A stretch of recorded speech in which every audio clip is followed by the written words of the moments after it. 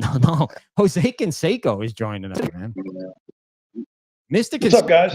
How are you, sir? I'm doing great here in Vegas. It's starting to heat up a little bit, so I'll be able to use my pool, get a real dark tan, and play some more golf. Beautiful. Do you play a lot of golf now? I do. I play a lot of golf, softball. Everything's slow. Underhand pitching, and the golf ball doesn't move, so I can hit it pretty good. All right. Did you ever go to the cages and try to hit fastballs in the cages anymore, or no? No, I have not gone in years since I stopped playing independent baseball, so it's been a very long time. I've just played softball and golf, and that's about it. So are you in a local beer league in Vegas? No. I mean, they've got pretty good leagues and tournament teams. Sometimes I play in a 55 major plus team. It's pretty competitive. A lot of good athletes out there, yeah. How far are you hitting the softball? With the right equipment, probably the only guy at 60 years old that can hit a softball close to 500 feet, if not 500 feet. You know, I did challenge Aaron Judge on my podcast, Off My Chest. I put down $250,000 cash. I had it in front of me, and I challenged Aaron Judge. I said, listen, let's do a little competition. I bet I can hit a softball further than you can hit a baseball. And he made a ridiculous comment like, I don't care how many steroids you take, you'll never hit a softball further than I can hit a baseball. I said, well, you know what? I got $250,000 right here. I presented actually $250,000 in cash right in front of me to challenge Aaron Judge. And I have not seen him reply to it in a positive way like, yes, let's do it. You know, if he beats me, we'll just donate the money to charity. But if I beat him, can you imagine? I'm going to be 61 years old. Wow. Can you imagine a 61-year-old guy hitting a softball further than what Aaron Judge could hit a baseball in front of the whole world? That would be amazing. Yeah, but what if he shows up with one of these torpedo bats? I mean, are all bets off then, or are you still? He could show up with an aluminum bat with all the steroids in the world. He still won't go to Vegas. Wow. So hey, are you let's get this out of the way real fast. How sad are the West Sacramento A's? I mean, does this suck as a former A to look at this? And I mean, it looks like they bought the press center at Home Depot. Did you see that? Yeah, I mean, I've said for a while, I was doing some commentating for the A's. I said, it looks like they're just fielding a AAA team. I don't know what they're waiting for. I guess maybe they'll put everything together when they finally get that dome built here in Vegas. And of course, I'm going to put my name in the hat to be the manager. Can you imagine Jose Canseco, the manager of the Las Vegas A's in Vegas, new dome, new environment, a brand new team? Talk about the entertainment value would be crazy. Of course, I've got experience overkill in baseball. I speak fluent Spanish, so I think I could easily be the manager of the Oakland A's in 2028 or 29. That would be pretty damn cool. It would be pretty interesting. It would be pretty interesting. Yeah. How are you? How is the relationship with MLB? Did they? I know there was a time where they didn't like you so much. Are if they open the doors back up to you? Well, I don't know about MLB, but the Oakland A's, our relationship's gotten a lot stronger. I'm doing a lot of appearances for them. I'm part of their fan fest in Vegas and in Oakland both. I've been promoting them. Major League Baseball, Manfred, those guys are two. You know, I can't have a relationship with people who are extreme hypocrites and really don't know what they're doing. And of course, you guys know how I feel about Major League Baseball and their structure. They need to get rid of some of the stupid, ignorant people up on top. I think Manfred is one of them. And my main theory is simple. You know, there's so many players right now that have been inducted to the Hall of Fame the last 5 to 8 years that use PEDs, tested positive. Major League Baseball knows it, and they still inducted them into the Hall of Fame. The only thing I say is, if you're going to induct one, induct them all or induct none. So I think obviously, man, for Major League Baseball is handpicking, and the voters, the writers are handpicking individuals that they like. They put them into the Hall of Fame, no matter if you use PEDs or not. So to me, the Hall of Fame has no merit. It's got no weight. It's got no legitimacy. So because there are certain people that belong in the Hall of Fame, hands down above some of the people that are even in the Hall of Fame today that use PEDs. So besides Pudge, who I think it's just quite obvious, and I don't know that you did or you didn't name Pudge. I don't know that. All right, and I'm not going to ask where you guys played, but besides Pudge, is there anyone else that's been inducted that you know for a fact? Yeah, this guy used PEDs. 4 other players 100% use PEDs, but I'm not going to mention any more names. It's not about that. Okay, What it's really about now is those individuals that are in the Hall of Fame. They should actually somehow do some type of getting together a petition to get all the other players who use PEDs at the Hall of Fame too. It was an era of PEDs. Like I said, if you're going to let one, let them all in. The ones that are in there right now, and I can look them dead in the face, and they're so scared of me, but I'm not going to mention their names because they know I tell the truth. These guys that are in the Hall of Fame right now who use PEDs in Major League Baseball, let them slide through, should petition to get the rest of the players into the Hall of Fame. And to me, it's disgusting. It's cowardly and a cowardice move for these players to accept the Hall of Fame invitation and then go into the Hall of Fame structure and not bring in the rest of their brothers. To me, it's to be honest, the Hall of Fame, if you were to do it strictly on stats alone, let a computer put up the numbers, the Hall of Fame looks completely different. It looks completely different than what it is today on the way they pay favorites and the way they play. Oh my God, if a reporter liked you, he's going to vote for you. If he doesn't like you, he's not going to vote for you. If you didn't give him this personal interview, he's going to blackball you. It's a crying shame that the Hall of Fame itself, the structure, has lost complete merit, complete legitimacy, and it is a joke, and everyone knows it. So why would you want to be in the Hall of Fame anyways? To me, it is a joke. So should one of these Hall of Famers that juiced come out publicly and say, "Hey, look, I juiced, and we need to accept because it was the era. It was the strike. Nobody gave a shit about baseball anymore. Nobody was coming back, and it was the McGuire, it was the Sosa home run chase, and then the Bonds, and you and all these other guys that brought people back to the stadiums." I guess except in Oakland, but brought people back like they're on the move. I don't think they have to come out publicly, but I think internally they should get together and somehow reboot that system. I mean, the system obviously it's corrupt. It's got agendas. It's hypocritical. Obviously, we all know that. It's just like our government.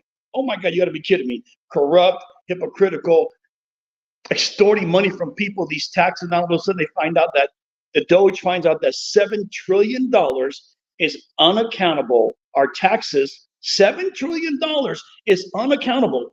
You have got to be kidding me. Talk about mafia, extortion, agenda, hypocritical. Sounds just like Major League Baseball. Why are you not? Our planet is corrupt. You got to be very careful. Why are you not? Because you were on The Apprentice. Why are you not in the Trump administration? It seems like all his favorites from The Apprentice and his previous life came over, and now they're in the White House. Why are you not? Well, I cannot be in any administration that tells the truth and is honest. That doesn't fit me at all. I cannot be bound or restricted by agendas like that. It's not my character. It just doesn't add up with me. All right. Here's a question. I want you to be honest. All right. No matter what your ego says, who was faster, you or Ricky Henderson? I was, and I raced Ricky Henderson before plenty of times, and I beat him. I mean, it's well documented. If Ricky was still alive, would you be saying this, or would Ricky be arguing it? Ricky would be arguing it, wouldn't he? Well, I can't really tell you if he was arguing or not, but I raced him several times in a 40 to 60 and beat him several times. As a matter of fact, he wouldn't run against me anymore, because he couldn't believe that I was 6'4", 240 pounds, and would beat him in a 40-yard dash. It was impossible. So I'm trying to think of the trainers back then, Davis and with us, who was it? One of our trainers can tell you, he brought it up to me the other day. He says, Jose, I remember seeing you beat Ricky all the time in a 40 to 60. Yeah. So no, I was faster than Ricky. Absolutely. We've heard that Ricky often talked about himself in the third person. Is that accurate? He would do it all the time, but I think I think at points in time, I think athletes do that in general. They don't like putting themselves out there, or they kind of represent themselves. They act as their own agents. So I think even I've done it. I think so. but Ricky used to do it quite often. So it was kind of funny. Ricky was the nicest, funniest guy, best entertainer, best leadoff hitter in history I've ever seen. The guy was an amazing athlete. He was so much fun to watch. Yeah. I mean, Yeah, there's he was certain amazing. guys, you, Ricky, Bo. I mean, these were guys that you couldn't take your eyes off of. Well, we were back then. Of course, you see it more now. We were actually baseball players, but we were entertainers, and we knew it. We knew that we had to entertain the fans, do something different, whether physically, flex for the fans, hit the long home runs, steal the base, do something out of the ordinary to bring the fans out. Because, I mean, back then fans were paying so much for game tickets and then the parking and then the food and all. So we knew that people saw us as anomalies. I mean, Mark McGwire, 6'5", 270 pounds, hitting 550-foot home runs. I was 6'4", 240 pounds, a 4.29 40, stealing bases, hitting 500-foot home runs. So we knew that we were very different, just like a Bo Jackson, and today just like an Ohtani, just like an Aaron Judge, just like a Giancarlo Stanton. These guys are the anomalies of baseball. These guys are the gods of baseball. They ought to be respected that way because they are baseball. So they're not just major contributors in the sense of stats. They are Hollywood. They're what people come out to see. Something extremely different. Well, that's just like, I mean, the Monster Bash. Every kid that played baseball, when you guys were doing it, we were all doing it growing up. I mean, it was a trend. Yeah, we created a trend, not really knowing it was a trend. I remember one time we're in the weight room in Oakland, and Mark McGwire and I just comparing size of our forearms. And Mark, my arms are big. Mark McGwire's forearms are way bigger than mine. This man's a giant. He had the real Popeye style forearms. He's huge. And we're just comparing forearms, and we just kind of looking at him. We just kind of bumped them together one time like that. Okay, my arm's bigger than yours. And then we said, wait a minute, why don't we just do that after we hit a home run to see what happens, just for the hell of it. So I forget who hits a home run first. So we round around, we bump forearms. All of a sudden, everybody said, oh my God, that's amazing. The team didn't know we were going to do that. We did it as individuals. Then it caught on. Everybody was doing it.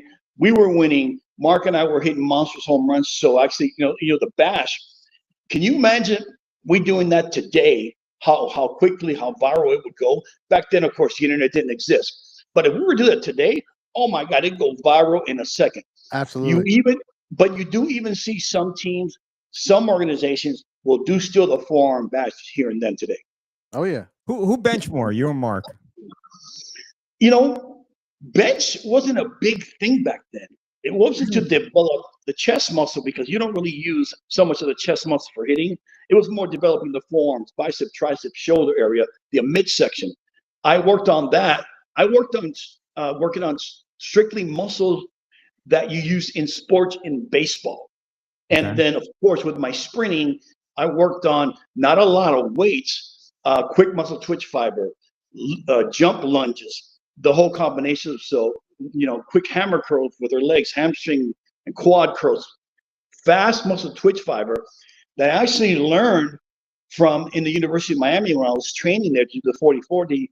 I learned how to work out the quick muscle twitch fibers through a strength and technique coach in the University of Miami. So do you provide any coaching now for, say, older guys like you, like me, that want to stay in shape, that used to be in shape? Because you obviously you can't do now what you did then. But how have you adapted your workouts? How have you adapted your training? What have you? Is it my just training is the same? My training is the same. It's identical because I still play sports. Of course, I still play softball. I play golf. So my training is strictly for that sport. Each sport uses a different muscle group and has a different technique and has a different training regimen. So I train still strictly for baseball because I do play softball. So my training is strictly for what I do.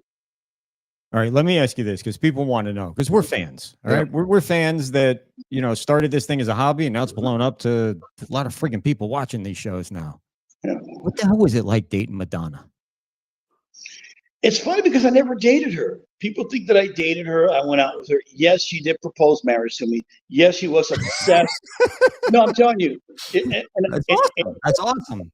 And I'm extremely honest. She wanted to get married. She wanted to have kids from a Cuban man, which I found quite interesting and quite strange because I was born in Cuba. Hence, she did have a daughter from one of her Cuban-born dancers or background dancers. But yeah, she targeted me like a stud horse that was Cuban and wanted to get married, wanted to have kids. At the time, I kind of found it awkward. I really didn't find her, to be honest, I did not find her attractive. I was a fan of hers, didn't find her attractive. Of course, I'm Jose Canseco back then, looking the way I looked, millionaire. And I had plenty of women, obviously. So Madonna wasn't on my radar for something like a conquest that I found good looking or attractive. I never did. I met her because my agent actually wanted to meet her. So we actually went together and met her. Then she became a little bit obsessed with me. I met her in Hollywood one time. Then I met her in afterwards in the New York series. That's when the media found out and they called me Madonna's bad boy. But there was never a relationship there at all. Nothing sexual, none of that. It was none of that. I called it off later on because she got a little bit too aggressive with me. There's my girlfriend right here, Rosie. Nice. She's my Great Dane master mix. Wow. That's awesome. How many you got? Just the one? Just her. Just my girl right here. Nice. Say hi to the people. Say hi to the people. Okay. What's up, Rosie? Rosie. She's a 150-pound Great Dane massive mix. It's a big girl. Wow. Well, hey, so June has got some. Where did you find this, June? You found these tweets that Jose put out? Yeah. The ESPN tweets of the day or something. And what we were thinking is if he reads them off to you, can you reply? Sure. Like one sentence.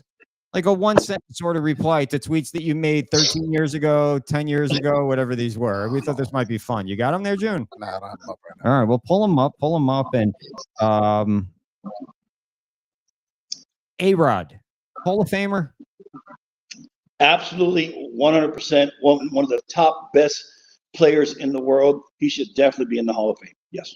Barry Bonds, irregardless of whether he did or he didn't, was a Hall of Famer before he ever possibly did. Yes or no?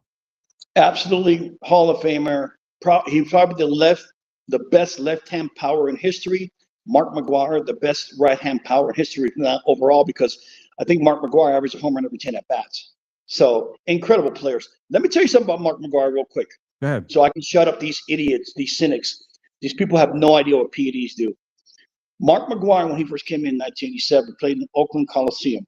Back then, rated the hardest ballpark to hit home runs with the biggest foul territory. The ball went nowhere at night. Nowhere at night. Man hits 49 home runs there. Any other ballpark, he would have hit 65 or 70 easily. That was his rookie year, too, right? Have no idea about ballparks, about baseball, what PEDs do. PEDs don't give you hand-eye coordination, depth perception, and the intelligence to adapt. Right. They do not do that for you. If that were so, any fitness model, any bodybuilder, any Joe off the street can use PEDs and become a Major League Baseball player and a superstar. Be serious, guys.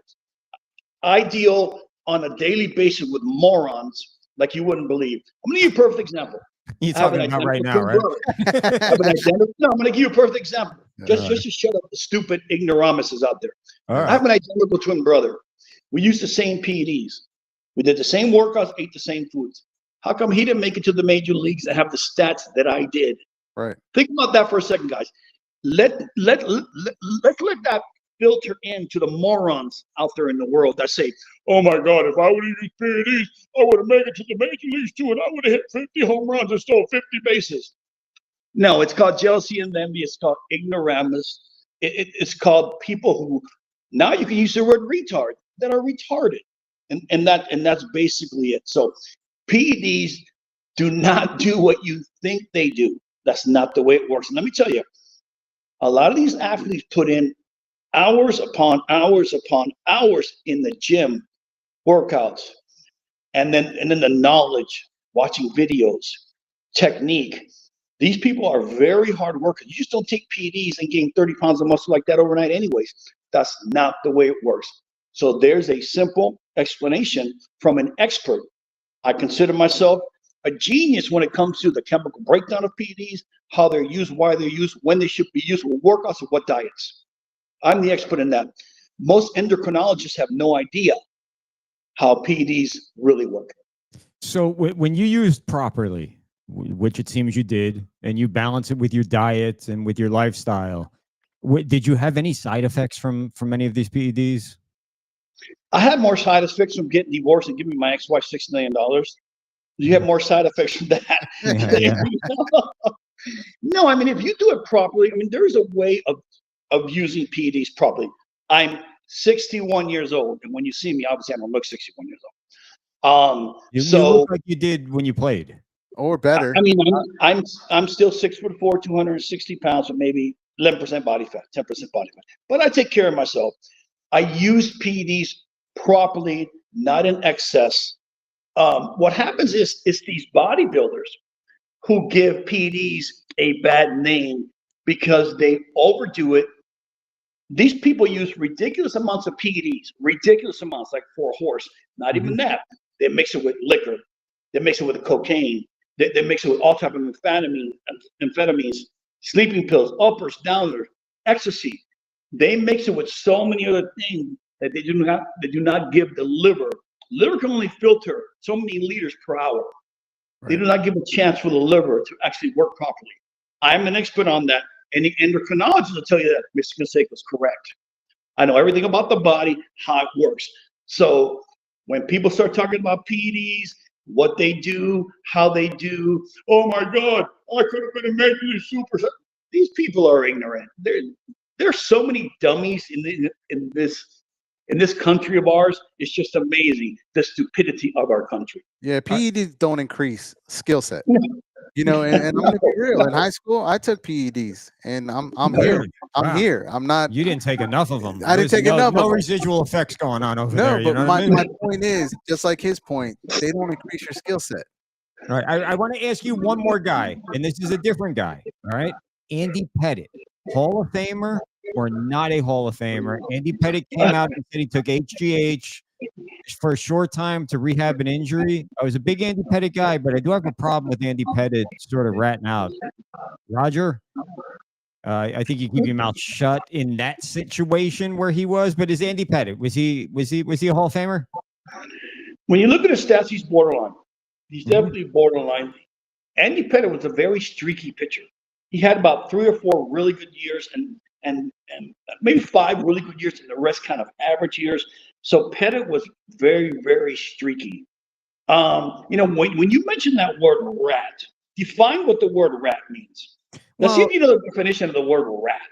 All right. So I grew up in New York. All right. So let me. You people from New York are so ignorant, it's pathetic. You have the prison. You got the prison jail mentality because you're uneducated. Because the word rat. If you look at the word rat, a truth sayer, a rat is defined as someone who tells the truth, not a liar. If a person, you can't call a liar a rat. It doesn't add up. To use a rat in an individual that tells the truth, it's called a truth sayer. That's correct. So let's get hold on. Let's get the right definition. Let's use common sense knowledge and some mathematical equations here. You have no idea what the word rat really means. Anyone that tells the truth in this country, it's sad, but it's called a rat, which is ridiculous. First of all, a rat can't speak. A rat can't tell the truth or lie. So tell me where the word rat came into play. Let's see how intelligent you are. I question people's intelligence all the time because I see the lack of intelligence all the way across the board, out of all ages, out of all skill sets, out of all social structures. I see the lack of intelligence. It's just amazing how stupid Americans are. Just amazing how stupid they are. I appreciate I think it's more of a slang term, though. You know what I mean? Like, I think. Well, tell me what the word slang. Tell me what if you're going to use it as a grown man, you better know what it means. Because then, all right. So here's how I'm going to explain it. You're challenging me, so here's how I'm going to fucking explain it. All right. You and me are buddies. We play on the same team, and we're working out together. And no. I'm not saying the act of it. I'm saying the definition. Where did it originate from? Obviously, you lack that information, but you like using the word rat just because you have a mouth. When you use a word, think about where it originated from. Explain that to me. Yeah, I don't know. It originated Exactly. from, You don't know. That's the thing. You don't know. You're like a typical person that hears a word and uses it. Because I'll be honest, I wish you had more intelligence. I love dealing with people who have severe intelligence, common sense knowledge, and mathematical skills. That's what I deal with. That's what I love. That's what I love to deal with. Not people. Oh, so and so called him a rat. I don't know what it means, but I'm going to use it in the same tense when I want to. Obviously, you're from New York. Bottom line, I see why you use the word rat. Lack of intelligence.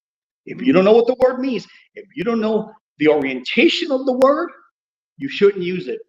You're not qualified to use it. You just aren't. I'm sorry. That's the truth. And people who know me were going to say, "Oh, say he's 100% right." But the truth is going to always hurt. Oh. Sorry. The truth is, I have the show and you don't. So we want to thank Jose Canseco for joining us tonight. Oh, I knew that was gonna happen. Yeah, that's all. I mean, don't come on my show and insult me. You know what I mean? Where did that even come from? In New York, a rat's a rat. If me and you are doing something, and then I get popped for it, I'm not going to implicate you.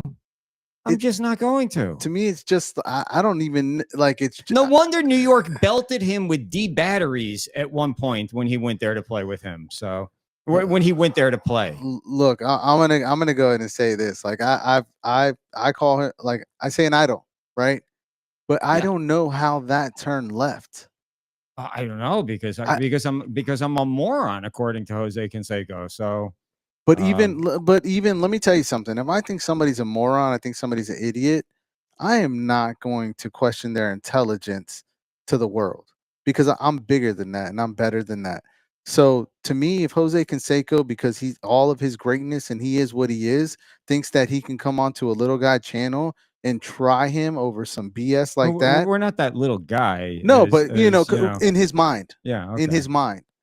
Screw him. Cut him off. You know, but he is correct. Hand-eye coordination. Steroids do not help hand-eye coordination. And here's what. High fly ball, right field deep. Canseco back to the track. Looking out. It is off his head, it looked like. And over the top. A home run. You know, I heard he said that made him smarter. Canseco to the top of the head. We'll have literally, to check the replay. It went over the fence. David Hall's laughing out there, so it... I give about Lenny. And Lenny's a complete shit show. Yeah. And Lenny knows he's a complete shit show. But Lenny's not a bad person. No, he's a bad person. He's a bad person. He's a bad person. If the stories that are out there are true, he's not the best. Yeah. He's not the best son or brother or father or friend or teammate or any sort of thing like that. Yeah. But I think that deep down inside, the dude wishes that he could do well, if that makes any sense. No, it does. Sometimes it's an inner struggle. Yeah. You know, we all have our inner struggles. Yeah. And apparently so does Jose. And again, I'm so disappointed. I'm the biggest Andy Pettitte fan like on the planet. He's my guy. Him and Mattingly are my guys. Right. But you know what? Hey, we got him on. He claims. So what he said to us before we came on the show, ask him anything. What's going to be on his tombstone is I told the truth. Right. Then when I went down to ask him who was in the Hall of Fame, then he didn't want to. Then I couldn't ask that anymore. So I don't know. It's and that's the second thing. I pulled a clip earlier of him saying his tombstone is going to say baseball, and then it's going to say honesty. Well, I think maybe next time he comes around, he could say jerk. Well, you know what? I like though that he's got a dog because I like dogs, and I bet you he's a good dog owner because he looked like he loved the dog right there. So yeah, well, he's I don't care about you no more, Jose Canseco.